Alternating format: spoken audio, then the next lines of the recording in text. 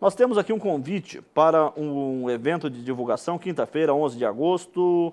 Só estou sem o horário aqui, mas nós temos também a satisfação de contar com a presença do professor Rosalvo Stachil, né?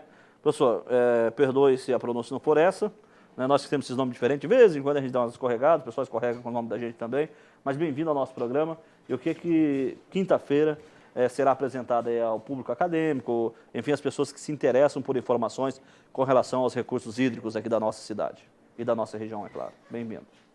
Ok. Boa tarde, Dori. Obrigado pelo convite, obrigado aqui ao SBT pela essa oportunidade. Quinta-feira será às 19 horas, lá no auditório da universidade. E eu trago hoje, como você bem falou, um convite para um evento de divulgação do nosso livro, que chama-se Amazônia Instrumentos para a Gestão de Recursos Hídricos. Ele já foi lançado em Curitiba no dia 2 de junho. Eu acompanhei alguma coisa pela internet. Isso, eu até mandei os convites aí para que, se alguém quisesse, lá no lançamento, mas hoje aqui é o evento de Rolim, né, na quinta-feira, onde nós vamos estar apresentando o livro e mostrando justamente que nós estamos numa evolução de envolvimento dos pesquisadores nos recursos hídricos aqui na região. Eu trouxe aqui para te mostrar, não sei como é que fica melhor aqui. Deixa eu apresentar. Esse é o que vai ser lançado, né? Isso, esse azul maior aí... Você pode me acompanhar aqui, Alan? De 2016. Certo, esse é o as pessoas terão acesso aqui em Rolim de Moura na próxima quinta-feira. Isso, exatamente. Esse ele destaca a evolução. Isso. No caso esse de 2016, Dori, nós temos mais de 120 autores participando do trabalho e ele conta com mais de 30 capítulos, ficou em torno de 500 páginas. E o antecessor dele, de 2015, que é esse outro que estampa... Amazônia, Desafios e Perspectivas? Isso, exatamente. Deixa eu mostrar. Tá, esse daqui. Então, na verdade, é uma sequência, professor. Isso, é uma sequência. Eles são frutos dos eventos que nós fazemos aqui na região, né, os simpósios hídricos, né, que aconteceu em 2011, 2013 e 2015, né, no ano passado. Então, esse é o referente a 2013, mas os estudos ainda são válidos. E esse foi o primeiro livro que surgiu, né, do primeiro evento em 2011. Então, todos eles tiveram a organização, por exemplo, da professora Núbia, que acompanha aí até hoje. Eu só entrei em 2015. Então, a gente narra um pouco, né, traz um pouco das nossas experiências, né, acumuladas em termos científicos ou percepções das nossas águas aqui. Então, quem for lá na quinta-feira vai ter a oportunidade de repente, até ganhar um livro, que vai ser sorteado alguns exemplares, e vai saber um pouquinho mais da temática. E o objetivo desse livro, Dorli, ele é um pouco singelo, né? Mas é servir de instrumentos para a gestão de recursos hídricos. Pois é, agora vamos falar de uma situação aqui, professor. Quando se fala em recursos hídricos, nós sabemos, por exemplo, que há uma guerra aqui em Rolim de Moura e em alguns outros municípios com relação ao fornecimento de água. A CAERD explora esse trabalho há mais de 2 décadas, quase 3 décadas. O município licitou, a CAERD entrou na justiça, tem liminar, enfim. A tendência é de que a iniciativa privada, ou seja, aquilo que eu falei há pouco, terceirize. Esse livro chega a abordar alguma coisa nessa questão do fornecimento de água potável para o cidadão, ou é mais relacionado à questão dos igarapés, das nossas nascentes? Ok. Ótimo você ter perguntado isso. Ele não toca nessa questão, ela não toca principalmente na questão de conflitos. Ela tenta, de uma forma muito na parte da gestão, porque a gestão não pode haver conflitos. Então, a gente tenta, através dos estudos realizados, para que os governantes tenham esse livro como um verdadeiro instrumento para evitar a contaminação e a degradação ambiental, né? Ou tentar fazer a remediação. Muito bem, você havia falado antes sobre o nosso celeiro hídrico, a gente tem 14% da água doce do mundo. Só que na região norte, nós temos 70% da água doce do Brasil, então é uma responsabilidade muito grande. Pode que há um desperdício muito grande também, a responsabilidade é grande, mas parece que nós, no geral, não temos essa consciência dessa responsabilidade ainda. É essa a leitura que se faz, professor? Infelizmente ou felizmente, a gente tem muita água, logo não dá o valor necessário, mas ela vem reduzindo. Prova disso é se você conversar com os produtores rurais da região e perguntar o cenário que era 10, 15 anos atrás, para o cenário de hoje em dia.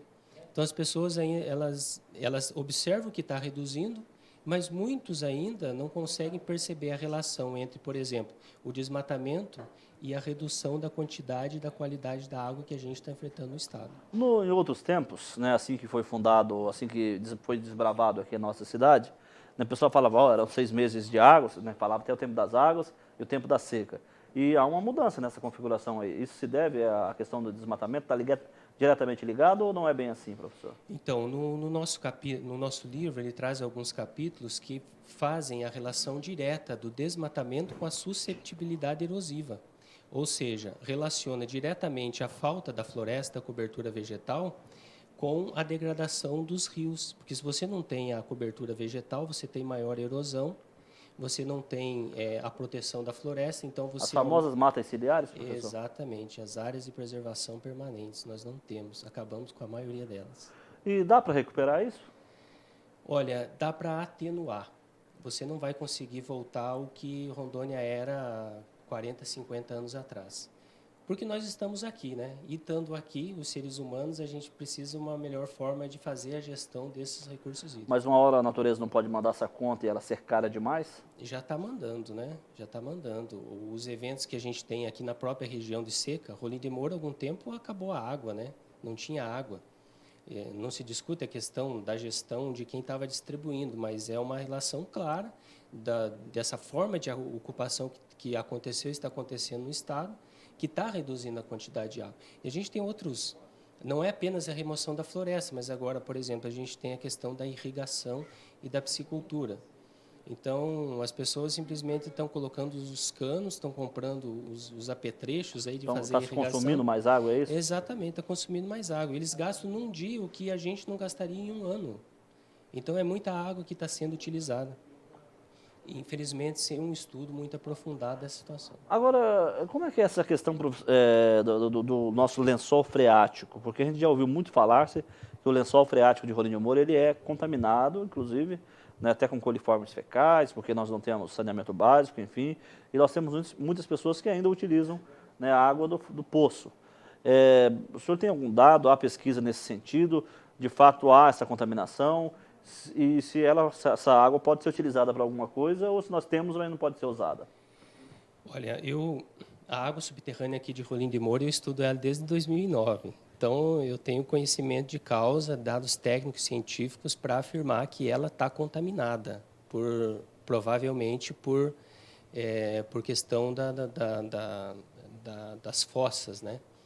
Porque, principalmente na época da chuva, porque daí o lençol freático acaba subindo e tanto a fossa quanto o poço tornam-se um só. Então, o cidadão acaba consumindo a água contaminada com os excrementos. Mas nesse último dado, a gente verificou que a contaminação deu uma reduzida.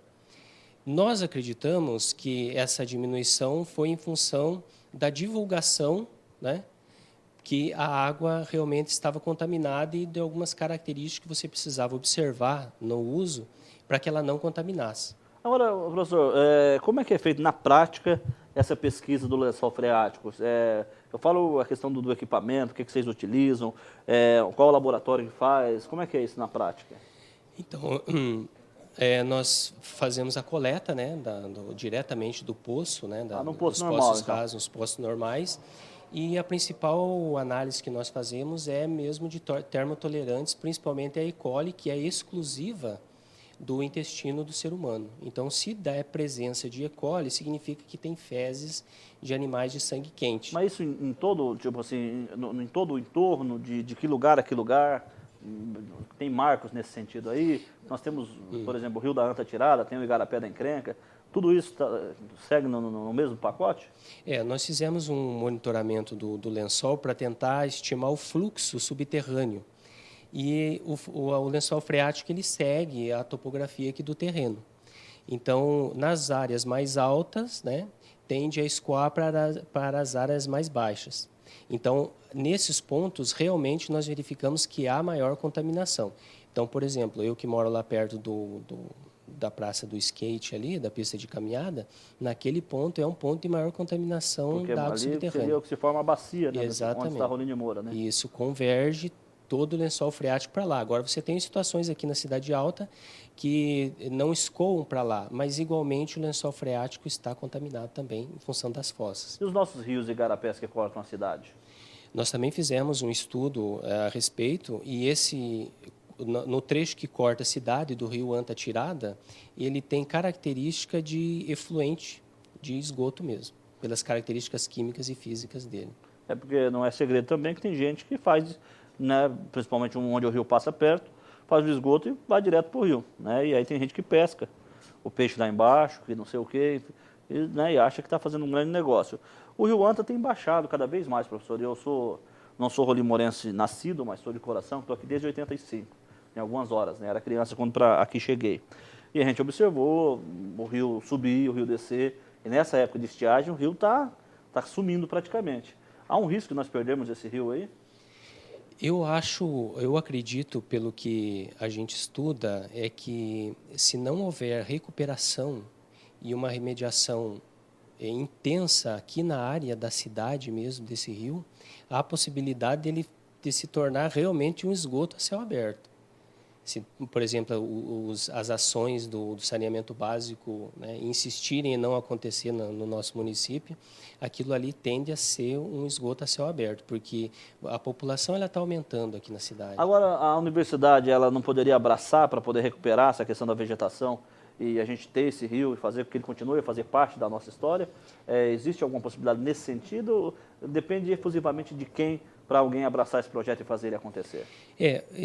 Esse terceiro livro, Dorley, ele é fruto de um processo que a gente chama de diálogo hídrico, que a gente vai até as pessoas, os diversos segmentos da sociedade e mostra para eles a importância das águas. Então, a gente está tentando trazer a sociedade, empresários, governo, para junto da gente para tentar fazer essa remediação. Especificamente no Rio Anta, a gente não tem nenhum projeto específico, mas, por exemplo, o pessoal da Ecoporé, né, ele faz essa recuperação de nascentes, então já é algo, né, que a gente vê que está dando certo aqui na cidade, né, está recuperando as nascentes, então faz parte desse processo de diálogo hídrico, através dos eventos, nós chamamos a comunidade.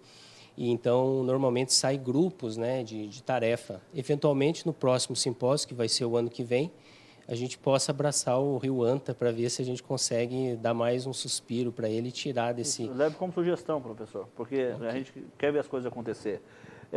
Nós estamos falando da questão de contaminação, e a gente ficou observando algumas coisas. No final, no feriado, eu fui a Alto Alegre, né, e eu me lembro que Alto Alegre é até um assunto, mas o nome não é atual, né? São vários pontos altos. E lá inaugurou-se um novo cemitério. Não é uma obra muito interessante de inaugurar, mas aí, né, eu passava junto com a pessoa e falava, inteligente os caras, coloca o cemitério no ponto mais alto da cidade. Né? Isso vai contaminar também.